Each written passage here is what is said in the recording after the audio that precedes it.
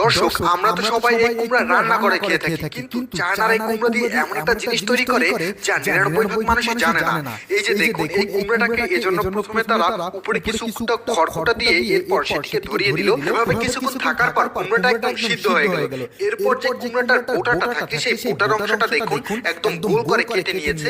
আর এটি কাটার মূল উদ্দেশ্য হলো ভিতরে যে বীজগুলো থাকে সেগুলো বের করে নেয়া। আর বীজগুলো বের করে নেওয়ার পর দেখুন ভিতরে তারা কিছুটা তিল দিয়ে এরপর কিছুটা পানি দিয়ে সেটির মুখটি আটকে দিল।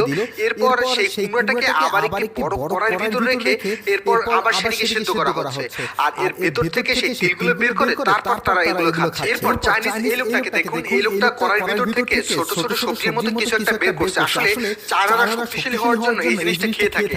আর এটি তৈরি করা হয় থাকে সাধারণত সিমের বিচি থেকে। মূলত সিমের বিচি থেকে তৈরি হওয়া এই ছোট ছোট সবজিগুলো এগুলো কাঁচা খাওয়া হয়। আর এগুলোতে প্রচুর পরিমাণ প্রোটিন থাকে। আর এই জন্য চায়নারা এতটা